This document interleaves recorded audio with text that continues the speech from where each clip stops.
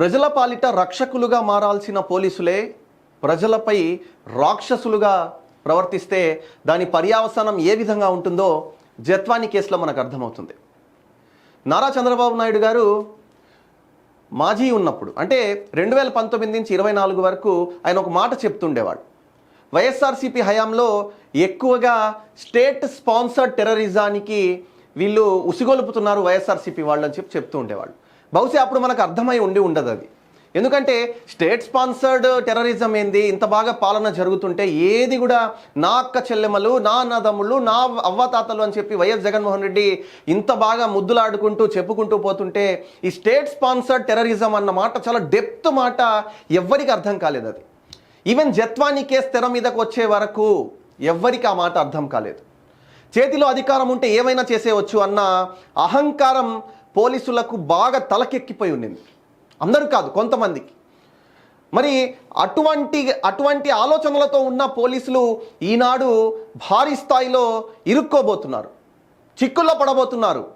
ఆ చిక్కులు మామూలుగా ఉండవు. ఎందుకంటే జత్వాని ఎక్కడో ముంబైలో ఉన్న ఒక నటి జత్వానీని, డాక్టర్ కమ్ నటి, ఆమెను ఇక్కడికి తీసుకొచ్చి, ఆమె తల్లిదండ్రులను ఇక్కడికి తీసుకొచ్చి అన్అఫీషియల్గా ఒక గెస్ట్ హౌస్లో ఉంచి 3 రోజుల పాటు, ఆ తర్వాత 40 రోజుల పాటు ఆమెను రిమాండ్కు పంపించి నానా హింసలు పెట్టారు.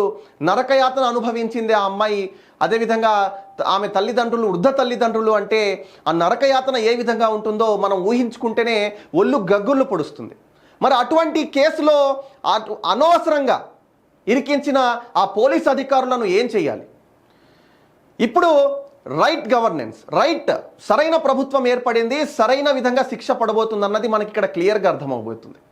ఎందుకంటే జత్వాని కేసు ఎఫ్ఐఆర్ చేసే ముందు రోజే ఏదైతే జత్వాని మీద నకిలీ ఆరోపణలు చేశారో, 5 లక్షల రూపాయలు జత్వాని వేరే వాళ్ళ దగ్గర నుంచి తీసుకొని ఆ 5 లక్షల రూపాయలను ఆమె చీటింగ్ చేసింది అని చెప్పి చీటింగ్ కేసు ఏదైతే నమోదు చేశారో, ఆ 5 లక్షల రూపాయల చీటింగ్ కేసుకు 2 లక్షల రూపాయలు ఫ్లైట్ టికెట్లు పెట్టుకొని మన ఎవరైతే అప్పటి పోలీస్ అధికారులు ఉన్నారో, ఐపీఎస్ అధికారులు, వీళ్ళు ఇక్కడి నుంచి వెళ్ళి ఆమెను తీసుకొచ్చేందుకు ప్రయత్నించారంటే ఆమె ఆల్మోస్ట్ చెప్తుంది, నన్ను కిడ్నాప్ చేసి తీసుకొచ్చారు, కనీసం ఫోన్ చేసుకునేందుకు నాకు వీలు కల్పించలేదు, తీసుకొని వచ్చి నన్ను అన్అఫీషియల్గా వీటీపీఎస్ గెస్ట్ హౌస్లో ఉంచారు, నరక యాత్ర చూపించారు, నా వృద్ధ తల్లిదండ్రులకు ఏదన్నా జరిగి ఉంటే ఎవరు బాధ్యత వహించాలి అని చెప్పి ఆ మహిళ కన్నీటి పర్యంతం అవుతుంటే ఎక్కి ఏడ్చింది. మీడియాలో ఆమె ఎక్కి ఏడ్చింది. అంతలావున ఆమె వెక్కి ఏడుస్తుంటే ఎవరు ఈ వైఎస్ఆర్సీపీ వాళ్లకు చోద్యం చూస్తున్నారు. వీళ్ళు చోద్యం చూసేది కాక ఆ అమ్మాయి మీద ఒక హనీ ట్రాప్ ముద్ర వేశారు. సరే, హనీ ట్రాప్ ముద్ర వేశారు మీరు, కానీ ఇప్పుడు నిజ ఆరోపణలు ఏదైతే నిజ నిర్ధారణ ఉందో ఇక్కడ జరిగిపోయింది.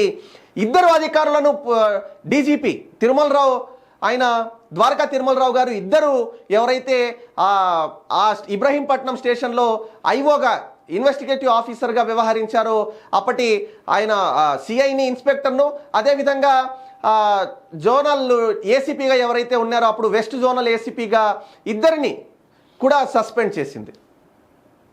క్లియర్గా ఇక్కడ ఆ సత్యనారాయణ, హనుమంతు అని సత్యనారాయణ ఎవరైతే ఆ ఇన్స్పెక్టర్గా ఉన్నారో ఆయన సిఐ, ఆయన కేసు నమోదు చేశారు.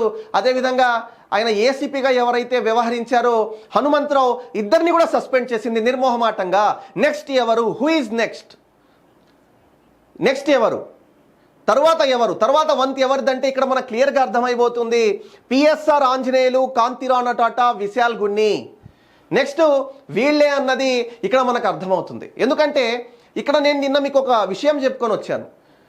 వైఎస్ఆర్సీపీ సమర్పించు, జగన్మోహన్ రెడ్డి సమర్పించు ఏదైతే మూవీ ఉందో, డైరెక్షన్ పిఎస్ఆర్ ఆంజనేయులు, మాటలు రచయిత అన్నీ కూడా మన విశాల్ గున్ని గారు, నటులు వచ్చి ఆ కుక్కల విద్యాసాగర్ అనే వ్యక్తి మరియు 2, వీళ్ళందరికీ శిక్ష పడాల్సిందే. ఖచ్చితంగా వీళ్ళందరూ ఆ శిక్షకు గురి కావాల్సిందే. ఎందుకంటే వీళ్ళు చేసిన అన్యాయం ఆ మహిళకు అంతా ఇంత కాదు, ఆ పాపం అంతా ఇంత కాదు. కాబట్టి అందులో భాగంగానే 2 సస్పెండ్ అయిపోయారు. ఎవరైతే అప్పుడు ఆ ఇన్వెస్టిగేటివ్ ఆఫీసర్గా ఇబ్రహీంపట్నం పోలీస్ స్టేషన్లో ఆ జత్వాని మీద కేసు నమోదు చేశారో సిఐ సత్యనారాయణ, అదేవిధంగా అప్పటి ఏసీపీగా ఎవరైతే ఉన్నారో విజయవాడ వెస్ట్ ఏసీపీగా హనుమంతరావు, 2 మీద సస్పెన్షన్ పడింది. ఇప్పుడు నెక్స్ట్ వీళ్ళే అంటున్నారు అందరూ కూడా.